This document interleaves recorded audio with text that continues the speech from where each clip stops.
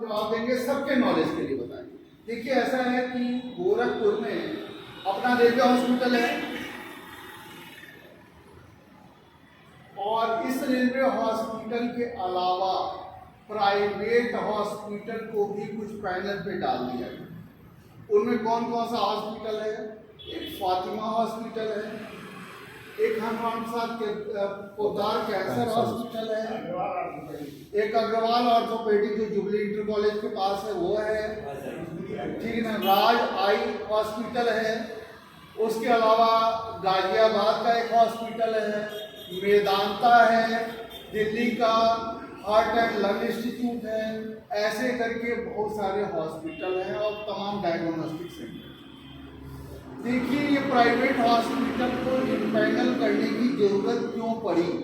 पहली चीज ये जानिए, जहां पर रेलवे के पास, जैसे कहते हैं ना भाई आपका बेटा अगर किसी दूसरे के यहाँ जाके पैसा मांगे तो आपको कैसा लगेगा? बताइए, अच्छा लगेगा? नहीं ना। आप चाहेंगे कि हमारा बेटा है अगर इसको पैसे की जरूरत तो पहले हमसे मांगे और जब हम मना करें तब ये दूसरे के पास जाए। तो ऐसे ही रेलवे का सिस्टम है। रेलवे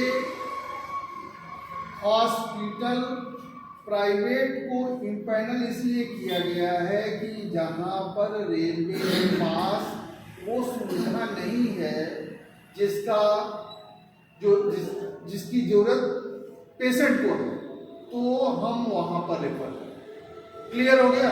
बात समझ रहे?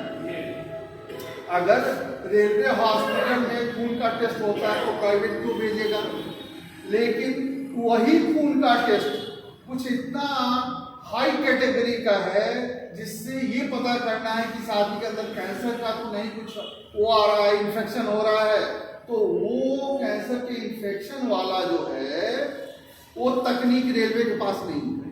तो उसके लिए क्या करेगा? वो हनुमान प्रसाद पोद्दार कैंसर हॉस्पिटल में भेजेगा। ठीक है ना? हड्डी का डॉक्टर है, लेकिन हड्डी का कोई ऐसा केस आ गया जो रेलवे के कंट्रोल के बाहर है, तो वो क्या करेगा? अग्रवाल ऑर्थोपेडिक सेंटर में भेजेगा। क्लियर हो गया? बात समझ गए? तो पहली चीज तो ये है कि जहां रेलवे के सामर्थ्य के बाहर है वहीं प्राइवेट को आपको रेफर करेगा। अगर सीधे लगेगा करके तो क्या होगा? रेलवे डॉक्टर की नौकरी रहेगी कि जाएगी? चली जाएगी ना। सरकार करेगी तो कोई तनख्वाह कौन सी का दे रहा है ना? क्लियर हो गया? दूसरा चीज, जहां पर इमरजेंसी पड़ता है, इमरजेंसी का मतलब क्या हुआ? रोड एक्सीडेंट अचानक होता है ना। इमरजेंसी का मतलब क्या? अचानक हो गया। रोड एक्सीडेंट अचानक हो, हार्ट अटैक किसी को जो होता है वो कैसे होता है? अचानक हो जाता है। अचानक पेट में दर्द हो गया, अचानक किसी लेडीज को ब्लीडिंग शुरू हो गया, तो जो अचानक वाला होता है फैक्टर, उसके लिए प्राइवेट इम्पैनल हॉस्पिटल का दरवाजा खुला हुआ है कि आप यूएमआईडी कार्ड ले जाकर दिखाइए और वहां पर अपना ट्रीटमेंट करा लें। दो चीज हो गई। तीसरा चीज, अगर आप चाहते हैं प्राइवेट इम्पैनल्ड हॉस्पिटल में इलाज कराना,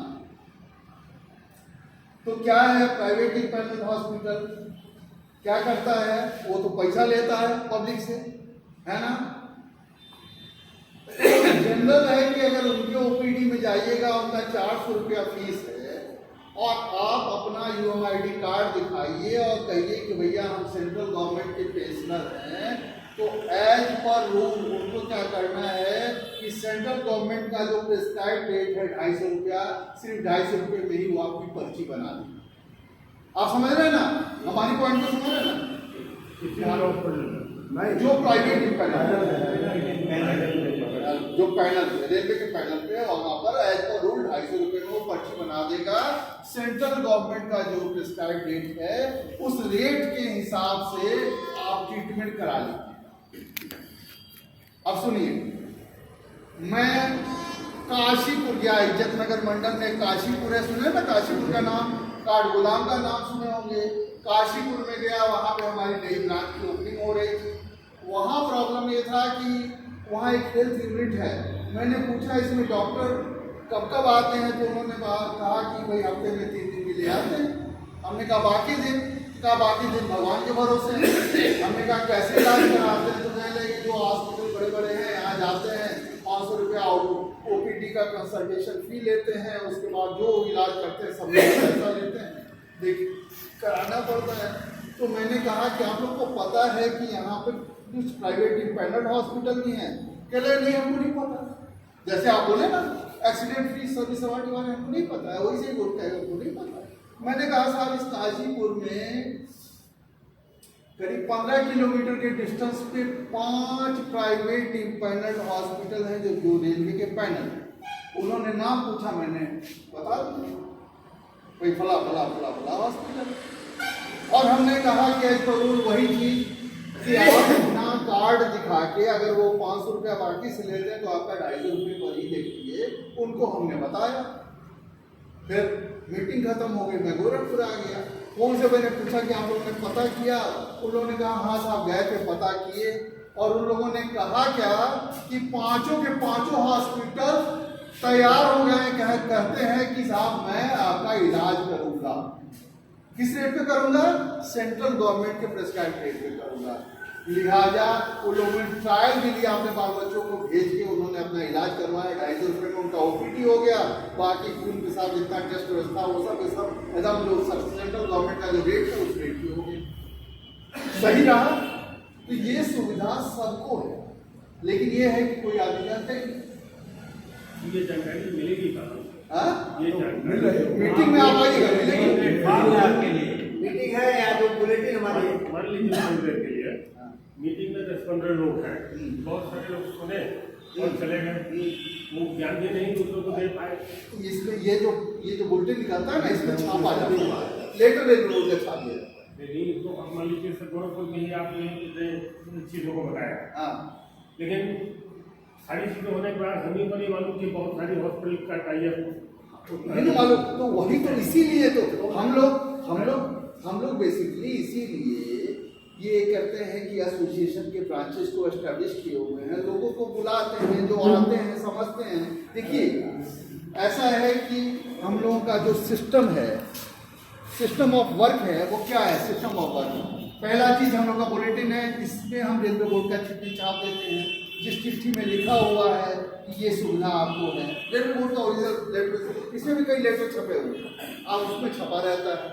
उसके अलावा प्राइवेट इंडिपेंडेंट हॉस्पिटल कौन है वो भी इस बुलेटिन में छाप देते हैं। तमाम जो नियम कानून जो हम यहाँ बताते हैं सारा का सारा इस बुलेटिन में छपता है।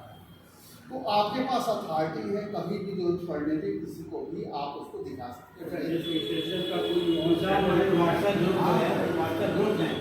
व्हाट्सएप ग्रुप में हर एक लेटर डालते नहीं, हैं। वो कुछ कह रहे हैं, क्या कह रहे हैं?